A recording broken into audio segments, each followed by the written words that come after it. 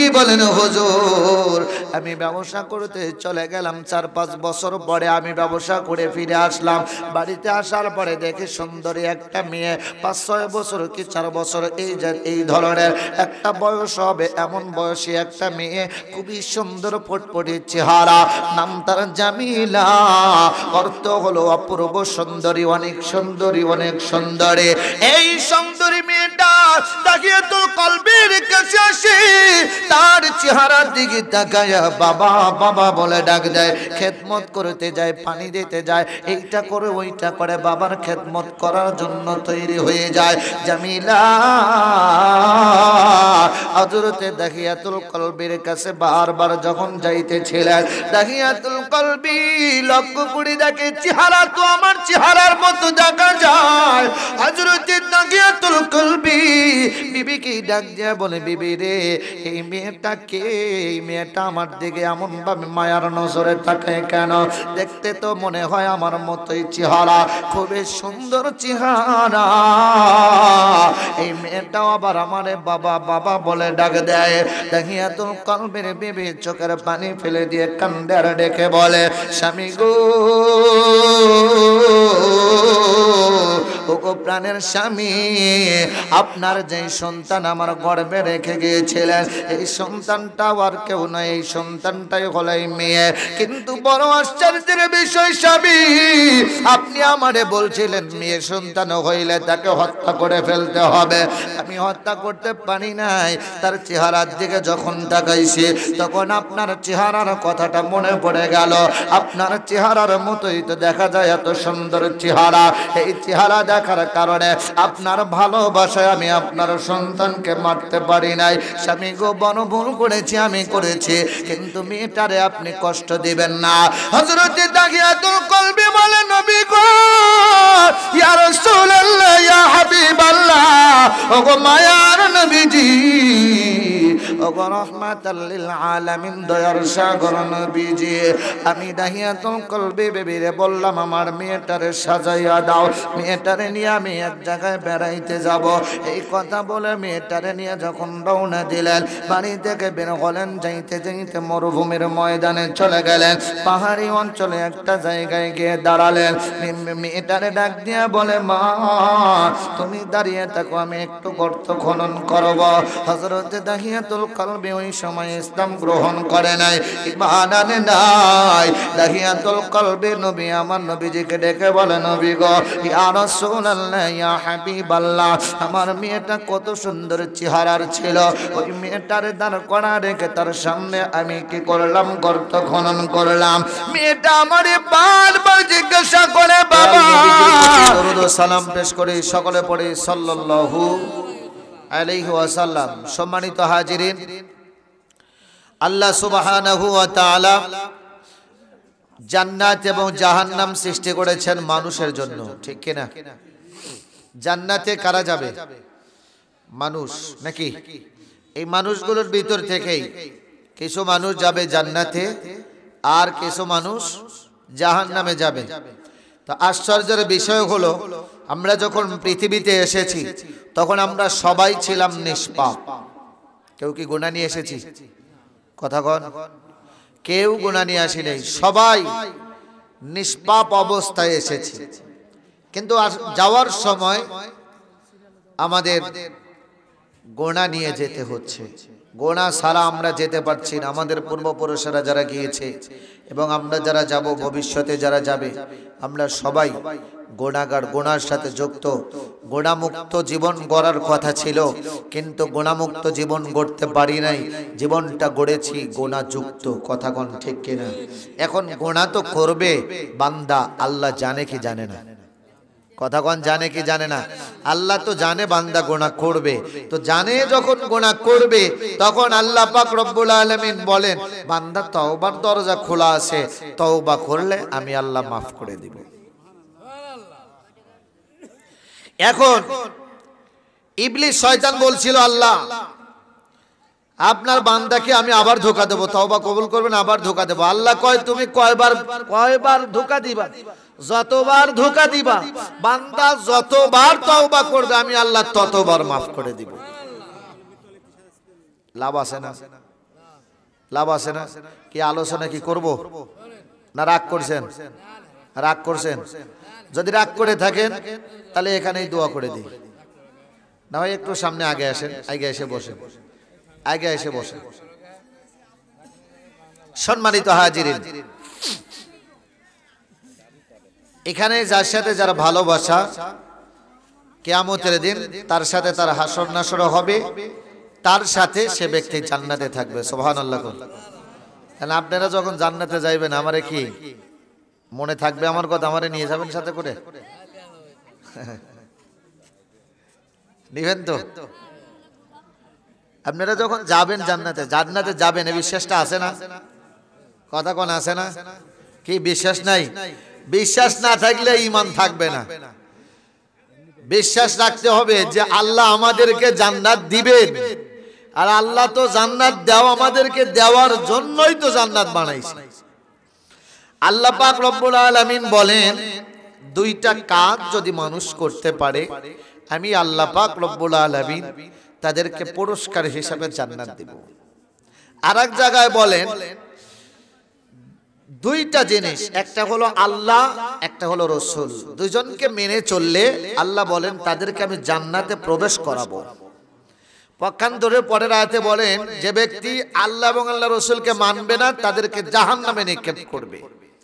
যে দুইটা জিনিস থাকলে আল্লাহ জান্নাত পুরস্কার দিবে, এই দুইটা জিনিস আমাদের জানা দরকার। এক নাম্বার হলো ইন্নাল্লাযীনা আমানু, যারা নিশ্চয়ই যারা ঈমান আনছে। কি আনছে? ঈমান আছে, ঈমানদার যারা। দুই নম্বরে নেক কাজ করছে, ভালো কাজ করছে। এই মাহফিলে বসেছে, এটা ভালো কাজ না? কথা কোন ভালো কাজ না? ভালো কাজ। এই ভালো কাজের ওসিলায় আল্লাহ তাআলা মাফও করে দিতে পারে। নবীজির কাছে একজন ব্যক্তি যা বললেন, হুজুর আমি অন্যায় করছি, তো অন্যায়ের কারণে আমি তওবা করতে চাই হুজুর, আমি তো ভুল করে ফেলেছি। নবীজি কিছুই বললেন না।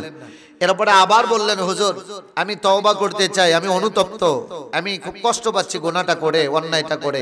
নবীজি কিছুই বললেন না। আবার বললেন, হুজুর আমি তো অন্যায় করে ফেলেছি, ভুল করে ফেলেছি। নবীজি কিছুই বললেন না। আসরের নামাজের টাইম হয়ে গেছে।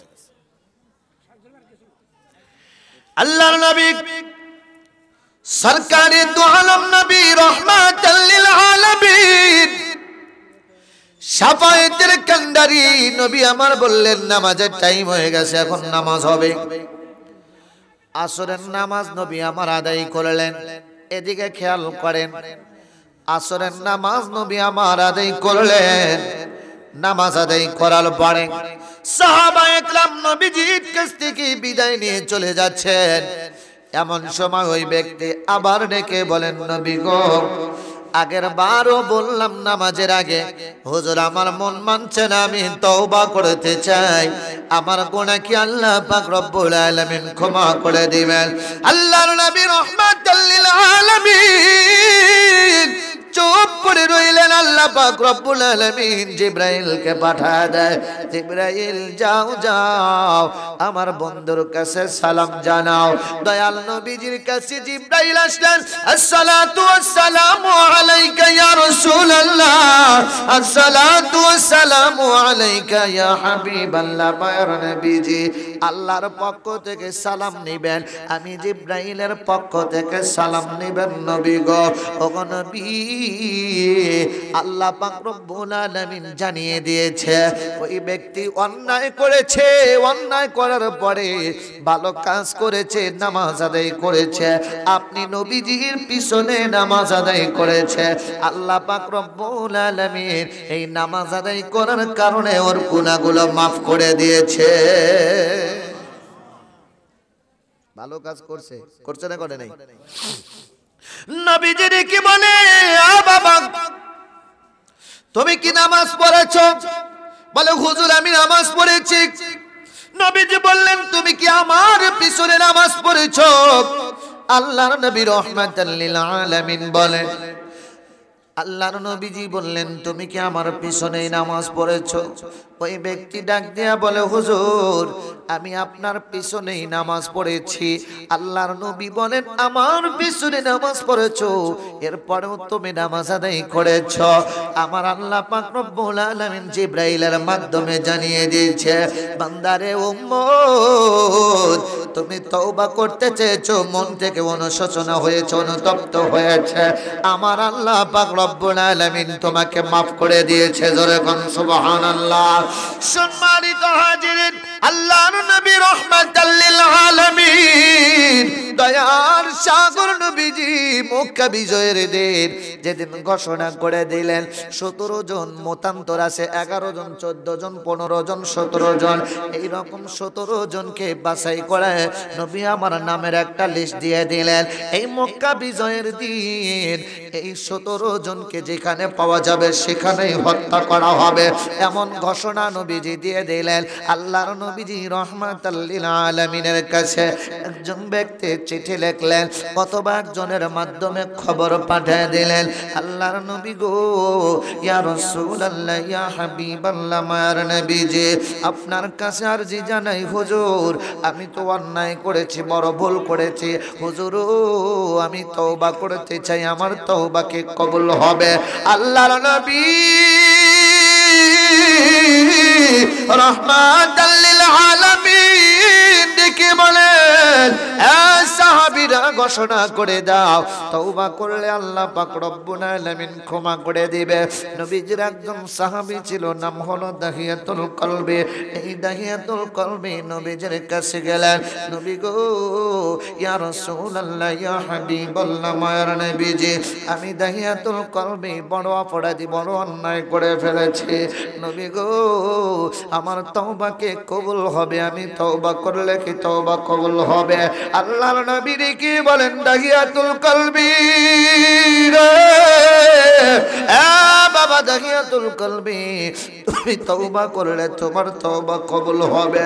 দাহিয়াতুল কলবি বলে, হুজুর আমি এত বড় অন্যায় করেছি, তাও কি তওবা কবুল হবে? নবী বলেন, দাহিয়াতুল কলবি রে, তুমি যত বড় অন্যায় করো না কেন তোমার অপরাধ আল্লাহ ক্ষমা করে দিবে।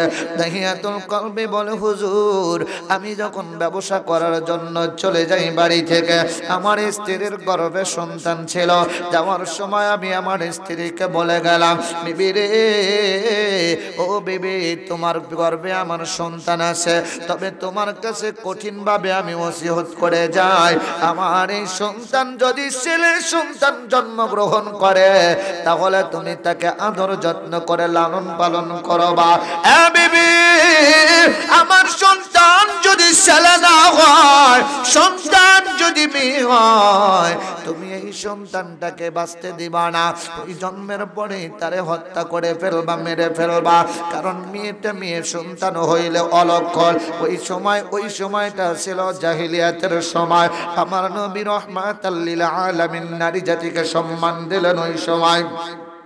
সম্মানিত হাজিরিন, হযরত দাহিয়াতুল কলবি কি বলেন, হুজুর আমি ব্যবসা করতে চলে গেলাম, 4-5 বছর পরে আমি ব্যবসা করে ফিরে আসলাম, বাড়িতে আসার পরে দেখি সুন্দরী একটা মেয়ে, 5-6 বছর কি 4 বছর এই ধরনের একটা বয়স হবে, এমন বয়সী একটা মেয়ে, খুবই সুন্দর ফুটফুটে চেহারা, নাম তার জামিলা, অর্থ হলো অপূর্ব সুন্দরী, অনেক সুন্দরী, অনেক সুন্দরী।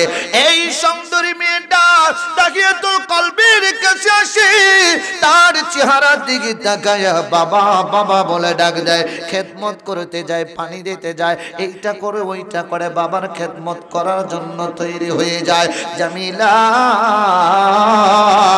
হযরতে দাহিয়াতুল কলবির কাছে বারবার যখন যাইতেছিলেন, দাহিয়াতুল কলবি লক্ষ্য করে দেখে চেহারা তো আমার চেহারার মতো দেখা যায়। হযরতে দাহিয়াতুল কলবি বিবিকে ডাক দিয়ে বলে, বিবি রে, এই মেয়েটা কে?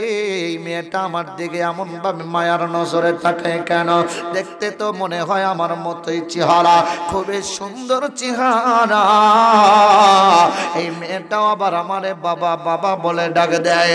দাহিয়াতুল কলবির বিবি চোখের পানি ফেলে দিয়ে কান্দে আর ডেকে বলে, স্বামী গো, ওগো প্রাণের স্বামী, আপনার যে সন্তান আমার গর্ভে রেখে গিয়েছিলেন, এই সন্তানটা আর কেউ নয়, এই সন্তানটাই হলো এই মেয়ে। কিন্তু বড় আশ্চর্যের বিষয় স্বামী, আপনি আমারে বলছিলেন মেয়ে সন্তান হইলে তাকে হত্যা করে ফেলতে হবে। আমি হত্যা করতে পারি নাই।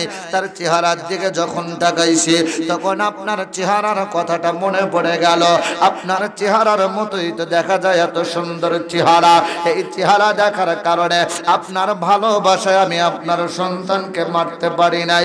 স্বামী গো, বড় ভুল করেছি, আমি করেছি, কিন্তু মেয়েটারে আপনি কষ্ট দিবেন না। হযরত দাহিয়াতুল কলবি বলে, নবী গো, ইয়া রাসূলুল্লাহ, ইয়া হাবিবাল্লাহ, ওগো মায়ার নবীজি, ওগো রাহমাতাল লিল আলামিন, দয়ার সাগর নবীজি, আমি দাহিয়াতুল কলবি বেবিরে বললাম আমার মেয়েটারে সাজাইয়া দাও, মেয়েটারে নিয়ে আমি এক জায়গায় বেড়াইতে যাব। এই কথা বলে মেয়েটারে নিয়ে যখন রওনা দিলেন, বাড়ি থেকে বের হলেন, যাইতে যাইতে মরুভূমির ময়দানে চলে গেলেন। পাহাড়ি অঞ্চলে একটা জায়গায় গিয়ে দাঁড়ালেন। মেয়েটারে ডাক দিয়ে বলে, মা তুমি দাঁড়িয়ে থাকো, আমি একটু গর্ত খনন করব। হযরত দাহিয়াতুল কলবি ওই সময় ইসলাম গ্রহণ করে নাই, ঈমান আনে নাই।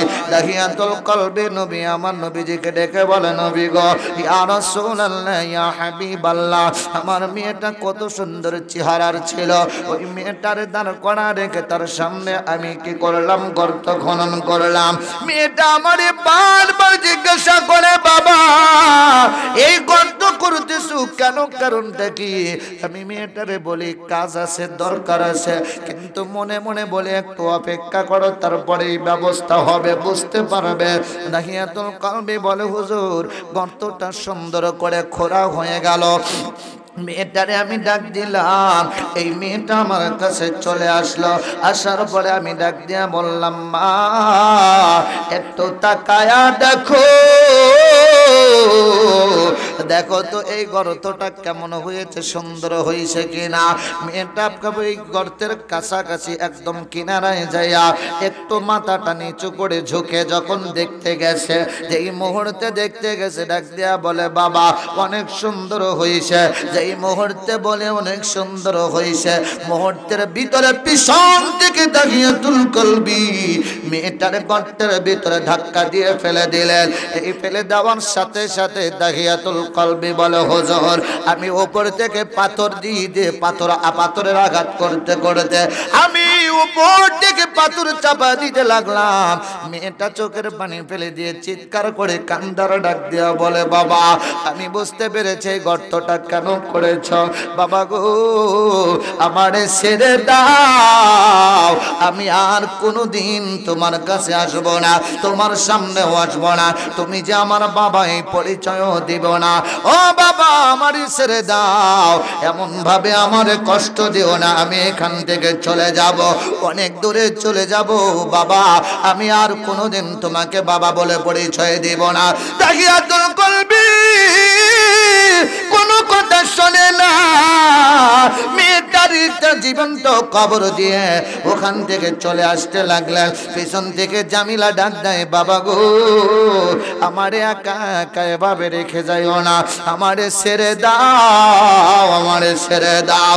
দাহিয়াতুল কলবি বলে, হুজুর এখনো পর্যন্ত ওই আওয়াজ আমার কানে শোনা যায়। কি মায়ার চেহারা, কি মায়া লাগতেছিল আমার নবী রাহমাতাল লিল আলামিন, দয়ার সাগর নবীজি চোখ থেকে অঝরে পানি ছেড়ে দিয়ে কান্দে।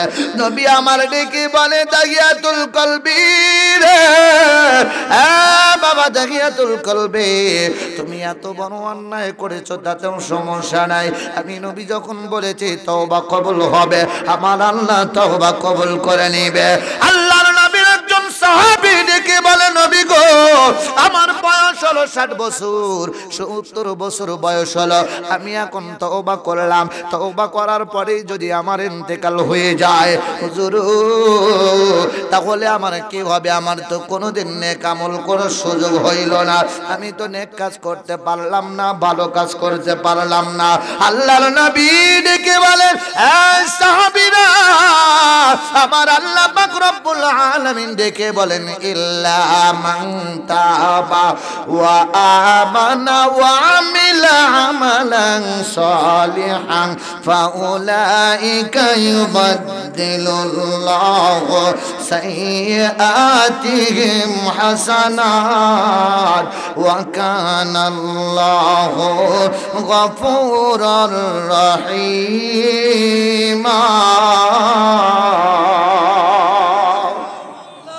আল্লাহ সুবহানাহু ওয়া তাআলা বলেন, দুনিয়ার মানুষেরা টেনশন করো, তওবা হলো কোন তওবা করার পরবর্তীতে তওবা করার সাথে সাথে আজরাইল হাজির হতে পারে কি পারে না? কথা কোন পারে কি পারে না?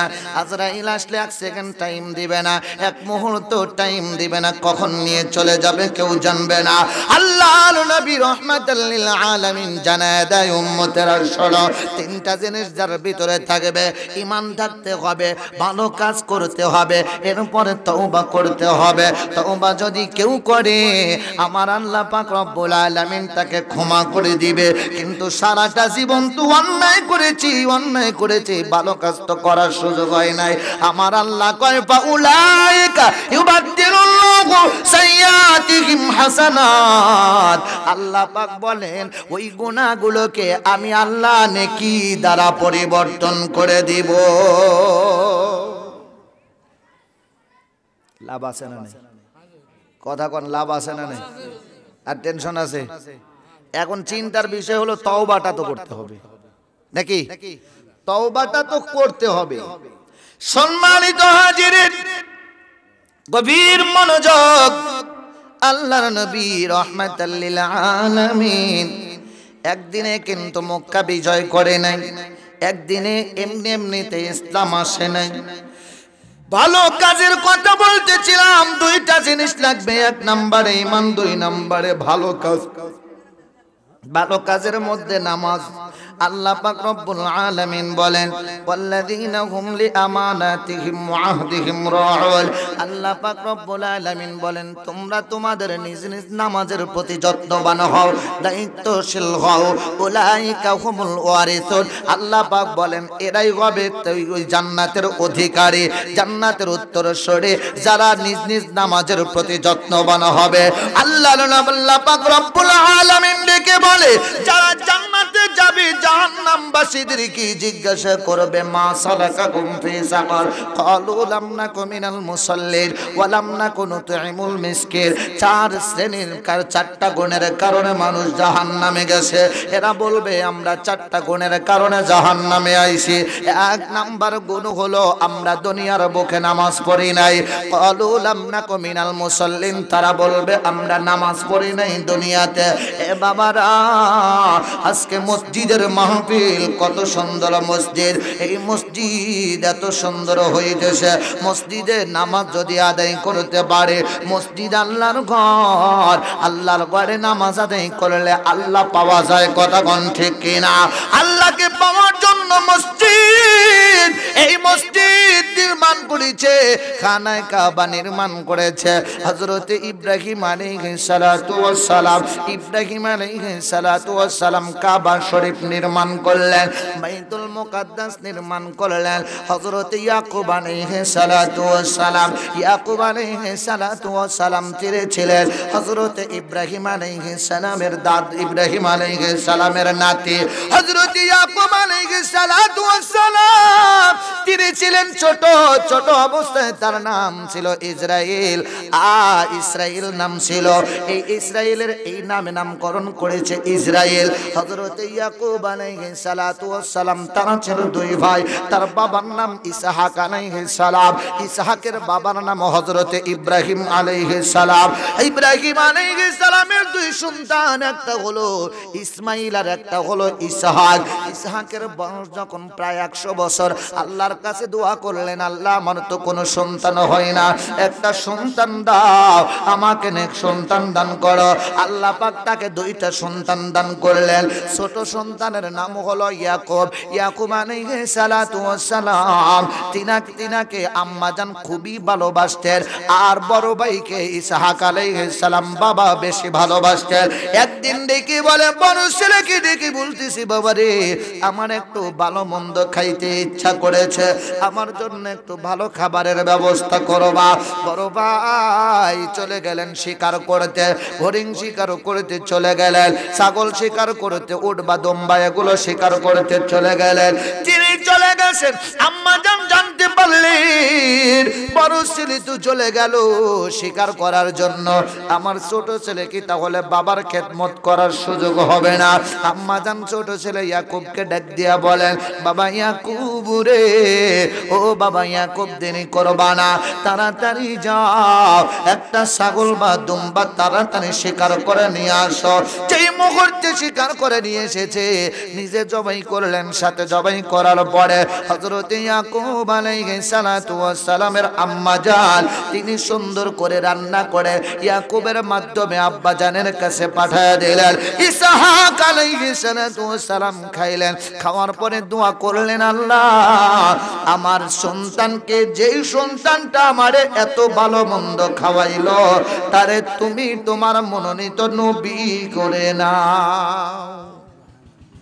বাবার দোয়া কবুল হয় না? হয় না? কথা কর না, হয় না? হয় না? বাবার দোয়া কবুল হয় সন্তানের জন্য, মার দোয়া কবুল হয় সন্তানের জন্য। সোনার ভাইরা আমার, বাপজিরা আমার, হযরত ইয়াকুব আলাইহিস সালাতু ওয়াস সালাম তিনি আর দেরি করলেন না, ওখান থেকে খাবার খাওয়াইলেন, দোয়া করলেন, আল্লাহ তাআলা দোয়া কবুল করে নিলেন। যেই মুহূর্তে দোয়া কবুল করে নিল ওই মুহূর্তে খবরটা বড় ভাই জেনে গেল। বড় ভাই জানার পরে মনের ভিতরে হিংসা শুরু হয়ে গেল, আমার ছোট ভাই তো নবী হইল, এখন ছোট ভাইকে যদি মেরে ফেলা যায় তাহলে নবুয়তি তো আমার কাছেই আসবে। ঠিক কিনা? আরো জোরে কর। হ্যাঁ, ছোট ভাই যদি না থাকে তাহলে তো বাবার দোয়া, আমার ছেলেকে, এক ছেলেকে তো নবুয়তি দিতে হবে, তাহলে ছোট ভাই যদি না থাকে তাহলে তো নবুয়তিটা আমার কাছে আসবে। সম্মানিত হাজিরিন, হযরত ইয়াকুব আলাইহিস সালাতু ওয়াস সালাম তিনি নিশ্চিন্তা আছি, আম্মা জানতে পারলেন বড় ভাই ছোট ভাইকে মারার জন্য খুঁজতেছে। আম্মা জান ডেকে বলে, বাবা ইয়াকুব তোমার বড় ভাই কিন্তু তোমারে পাইলে মারবে, দেরি করো না, ওই যে হারানে তোমার মামার বাড়ি তাড়াতাড়ি চলে যাও, মামার বাড়িতে যাই আমার সালাম দিবা। হযরত ইয়াকুব আলাইহিস সালাতু ওয়াস সালাম যখন যাইতে লাগলো ওই মুহূর্তে আম্মা জান ডেকে বলে, এ বাবা ইয়াকুব, যেই মুহূর্তে যখন তুমি মামার বাড়িতে যাবা যাইয়া দেখবা তোমার মামার দুইটা মেয়ে, এই দুইটা মেয়ের মধ্যে ছোট মেয়েটারে তুমি বিবাহের প্রস্তাব দিবা, বলবা আম্মা জান আপনার ছোট মেয়েকে চয়েস করেছে আমার স্ত্রী হিসাবে। মামার কাছে যখন বললেন, মামা বললেন ঠিক আছে, তাহলে তোমার তো মহারানা হিসাবে কিছু নাই, এখন আমার বাড়িতে থাকো, কিছুদিন থাকো, কাজ কাম করো, তারপরে মহারানার কিছু সংগ্রহ করো, এরপরে বিবাহের ব্যবস্থা হবে। সম্মানিত হাজিরিন, গভীর মনোযোগ, আল্লাহর নবী হযরত ইয়াকুব আলাইহিস সালাতু ওয়াস সালাম এই বাড়ি থেকে যাইতে হারানে মামার বাড়িতে যাওয়ার মুহূর্তে হাঁটতে হাঁটতে, সারাদিন হাঁটে, রাত্রে হাঁটে, দিনে হাঁটে, হাঁটতে হাঁটতে এমন একটা জায়গায় ক্লান্ত হয়ে গেল যে এই জায়গাতে এখন বর্তমান বাইতুল মুকাদ্দাস। সোনার ভাইরা আমার, বাপজিরা আমার, কথাটা বলছে, ঘটনাটা টান দিয়েছে, কারণ আছে, একটু মনোযোগ দিবেন। হযরত ইয়াকুব আলাইহিস সালাতু ওয়াস সালাম ক্লান্ত অবস্থায়, ওখানে ক্লান্ত অবস্থায় একটু বিশ্রাম করতে লাগলেন, একটা পাথরের উপরে মাথাটা দিয়ে বিশ্রাম করে। এমন সময় স্বপ্ন দেখে তিনি বিবাহ করতে গেলেন, বিবাহ করলেন। এখন বাসর ঘরে যাইয়া দেখে বিবাহ দেওয়ার কথা, বিবাহের কথা ছিল ছোট মেয়েটার সাথে, মামাতো বোন ছোটটার সাথে, এখন বাসর ঘরে যাইয়া দেখে বড়টা। কথা ছিল কোনটা? কথা কোনটা? আর যায়া দেখে কোনটা? ইয়াকুব আলাইহিস সালাতু ওয়াস সালাম সকালবেলা বের হয়ে কয়, মামা ঘটনা কি? কথা ছিল একটারে দিলেন আর একটা কয় বাবা বড়টারে রাইখা কি ছোটটারে দেওয়া যায়? কয় তারপরেও তো কথা ছিল, কথার তো খেয়ানত হইল। মামা কয় বাবা টেনশন নাই, যেহেতু কথা ছিল ছোটটার সাথে, তুমি চাইলে ছোটটাকেও দিব। মারহাবা কন। ওই সময় দুটা বর্ণনা পাওয়া যায়, ওই সময় আপন দুই বোনকে একসাথে বিবাহ করার জায়েজ ছিল।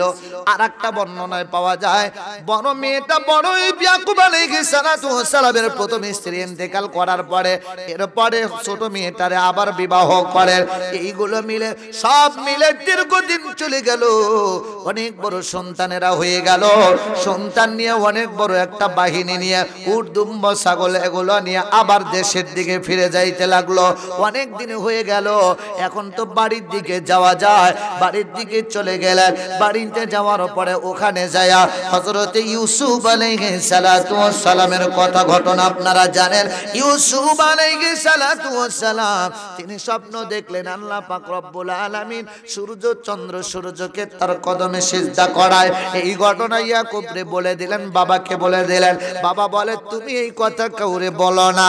ইউসুফ আলাইহিস সালামের কাছ থেকে বড় ভাইরা শুনে নিলেন, যে ভাবি হোক শুনে নিলেন, তারা শত্রুতাই শুরু করে দিল। এক পর্যায়ে ইউসুফ আলাইহিস সালাতু ওয়াস সালামকে কূপের মধ্যে ফেলে দিলেন।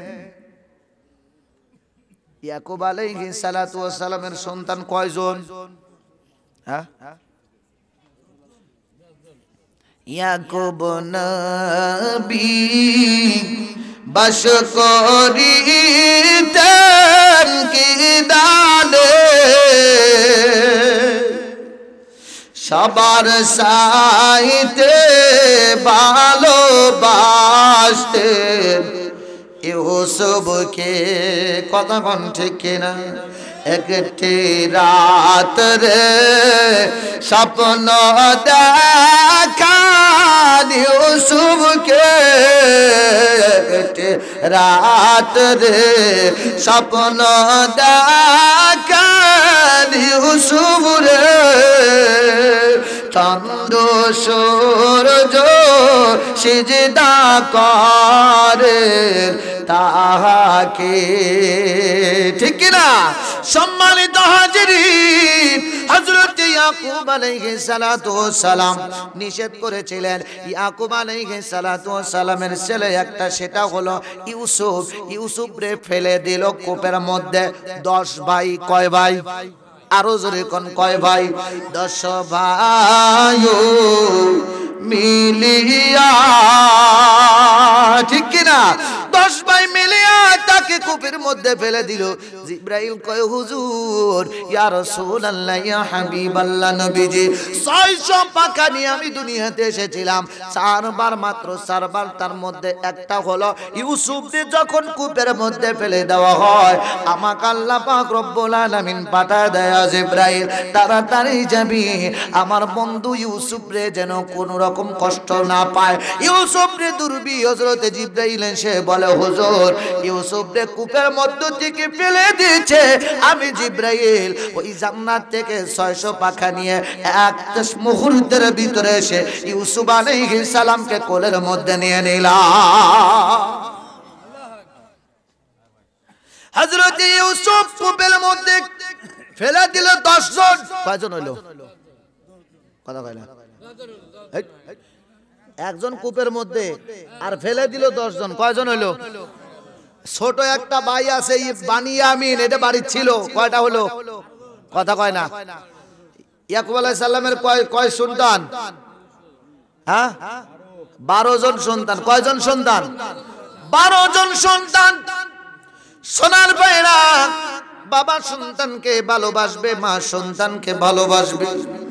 আমার নবী রাহমাতাল লিল আলামিনকে জিবরাইল বলে 4 বার এসেছি। নবী আমার বলে ও জিবরাইল কখন কখন জিবরাইল বলে ইউসুফ রে ডুবে ফেলার সময় ইয়াকুব হযরত ইব্রাহিম খলিলুল্লাহকে যখন ওই আগুনের মধ্যে নমরুদ নিক্ষেপ করেছিল তখন এসেছিলাম একবার।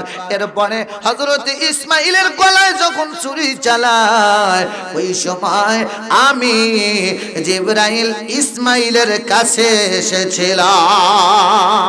সোনার ভাইরা আমার, বাপজিরা আমার, একটা ডোজ দিয়ে যায় আজকে যা কখনো শোনেন নাই।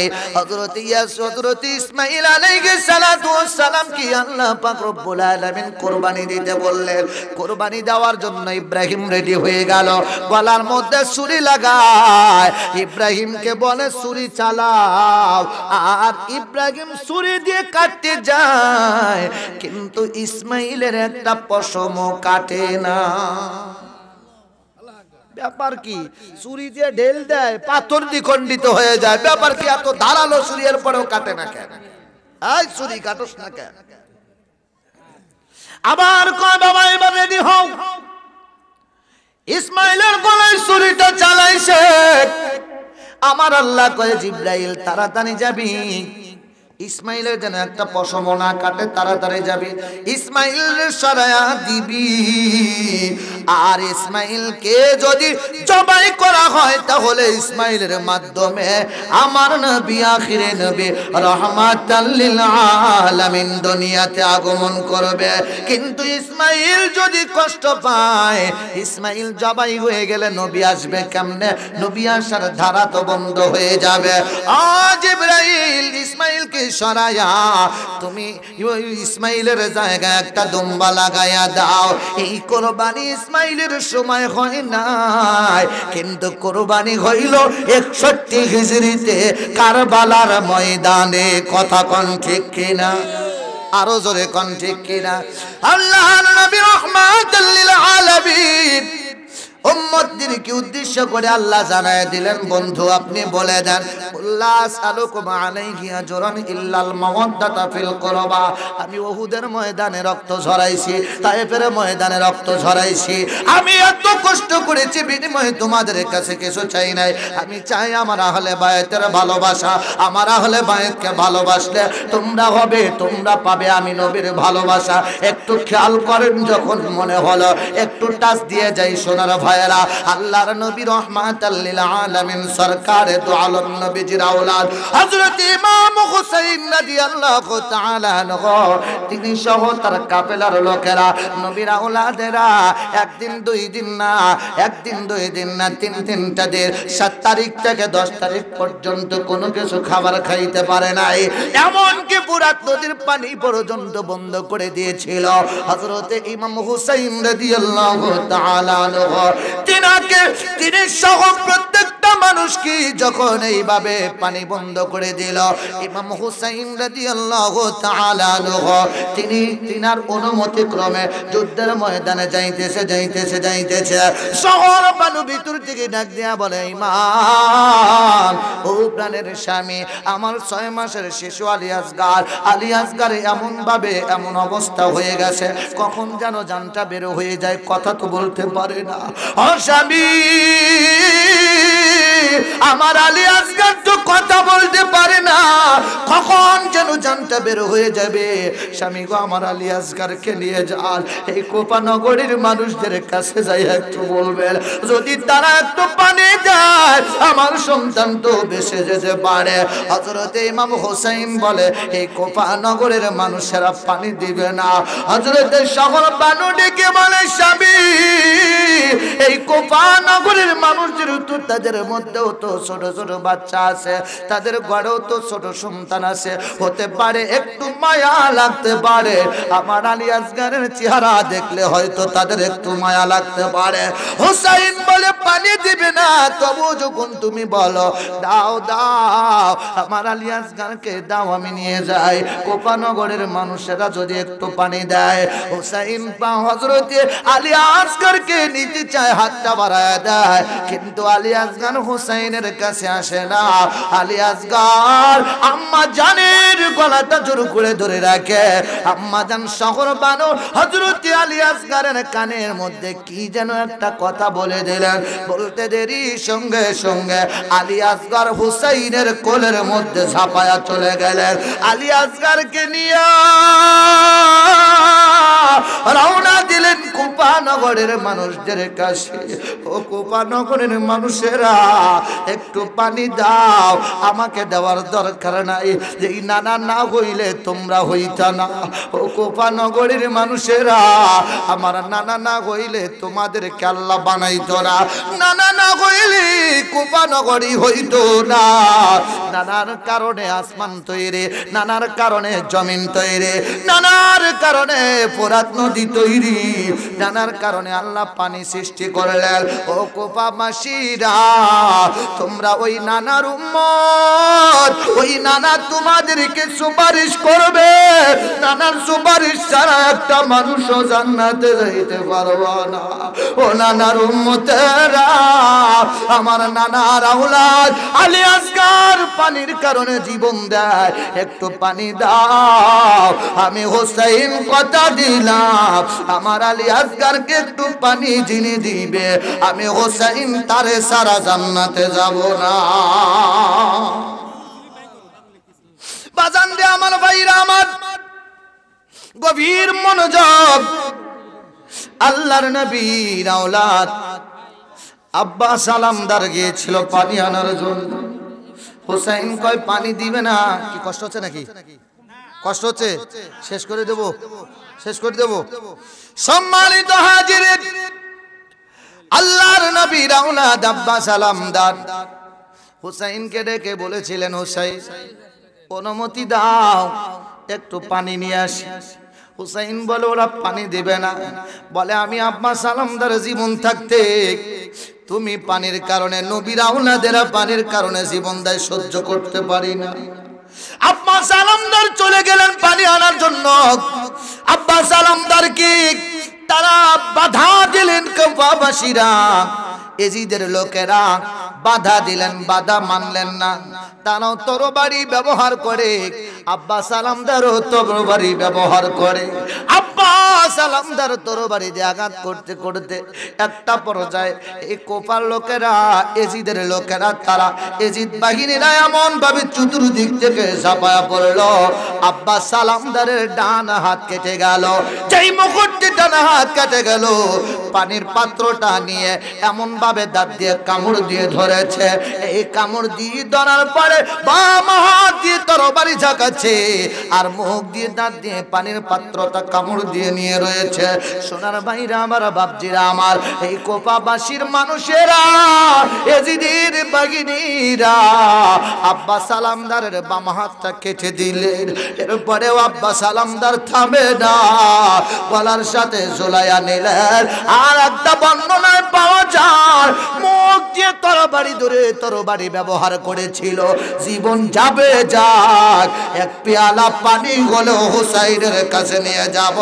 একটু পানি যদি হুসাইন পায় তাহলে শক্তি পাবে। কিয়ামতের দিন তো বলতে পারবো নবীর আওলাদের জন্য একটু পানির ব্যবস্থা করেছে। আব্বাস আলামদার ওই মুহূর্তে বারবার চেষ্টা করলেন, একটা পর্যায়ে এমন ভাবে আঘাতে আঘাতে তাকে জর্জরিত করে ফেললো, শরীর থেকে মাথাটা দ্বিখণ্ডিত করে ফেললো। বাবারা, এভাবে কারবালার ময়দানে নবীর আওলাদেরা তারা একের পর এক শহীদ হয়ে যাইতেছে, একের পর এক শহীদ হয়ে যায়। এমন কে আসো বাবা দাঁড়িয়ে থাকবে, বাবার সামনে সন্তানকে যদি মারা হয়, এমন কোন বাবা নাই যে চুপ থাকতে পারে। ইমাম হুসাইন তাকিয়ে দেখতেছি, কাসেম রাদিয়াল্লাহু তাআলা শহীদ হয়ে যায়, আলী আকবর শহীদ হয়ে যায়, কারবালার প্রান্তরে ইমাম হুসাইন শহীদ হয়ে যায়। ইমাম হুসাইনকে এমন ভাবে আঘাত করেছে, ঘোড়ার পিঠ থেকে পড়ে যায়। ঘোড়া বারবার তোলার চেষ্টা করলেন কিন্তু তুলতে পারলেন না। একটা দৌড় দিয়ে কাফেলা ঘোড়ার কাছে চলে গেলেন। ভিতর থেকে জয়নব রাদিয়াল্লাহু তাআলা আনহা তিনি বলেন হুসাইনের বোন জিজ্ঞাসা করে, ঘোড়া রে তোর মালিক রে সারা তো কোথাও যাস না, আজকে মালিক সারা তুই আসলি, তোর মালিক কয়? ঘোড়া আসমানের দিকে তাকায় ডাক দিয়া কয়, মালিক ও মালিক, আপনার কাছে দরখাস্ত রাখি, নবীর আওলাদের ভালোবাসায় আমি ঘোড়ার জবানটা খুলে দেন, আমি একটু নবীর আহলে বায়তের সাথে কথা বলতে চাই। হযরত জয়নব রাদিয়াল্লাহু তাআলা আনহুর কথায় ঘোড়ার জবান খুলে যায়, ডাক দিয়া বলে, জয়নব ও নবীর আওলাদেরা, আমার মালিককে আমি বারবার চেষ্টা করেছি কিন্তু পারিনি। ঘোড়ার পিঠের মধ্যে শরীরের মধ্যে তীরের আঘাতে আঘাতে, বর্ষার আঘাত, তীরের আঘাত, তরবারির আঘাত। ঘোড়া বলে, আমার হুসাইন যখন জমিনে পড়ে গেল, চতুর্দিক থেকে আঘাতের পর আঘাত, আমি ঘোড়াটা চতুর্দিকে দৌড়াদৌড়ি করি, কিন্তু আমি ঘোড়া সহ্য করতে পারি না।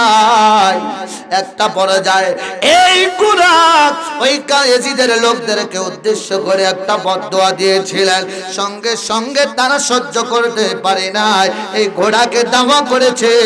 ঘোড়াটা এমন একটা দৌড় দিয়েছে, ফোরাত নদীর মধ্যে ঝাঁপ দিয়ে আত্মহত্যা করে পৃথিবী থেকে চলে গিয়েছে। এটাই ছিল ঘোড়ার ভালোবাসা। যেখানে আমার মালিককে বাঁচাতে পারলাম না, সেখানে আমি ঘোড়ার থাকার কোনো অধিকার নাই। কথা কোন ঠিক কিনা?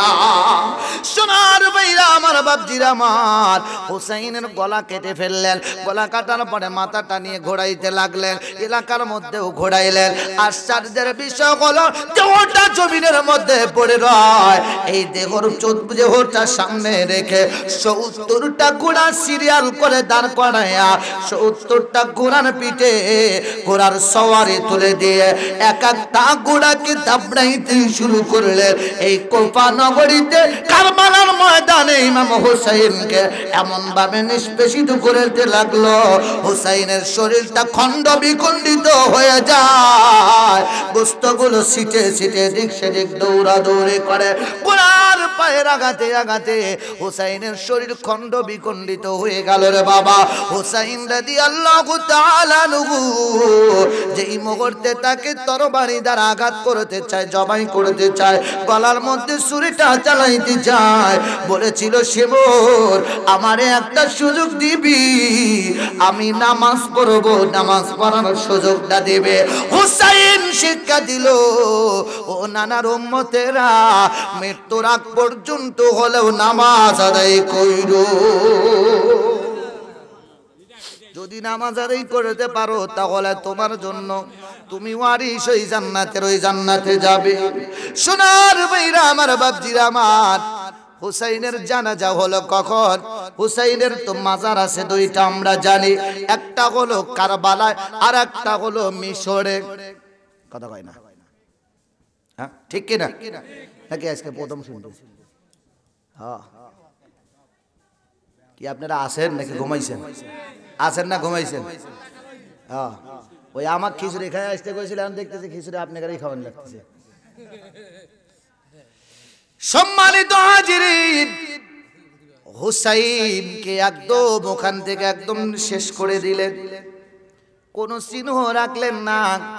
একটা পর্যায়ে তারা পানি দিয়ে, গরম পানি দিয়েও কারবালার ময়দান ধুয়ে দিয়েছিল।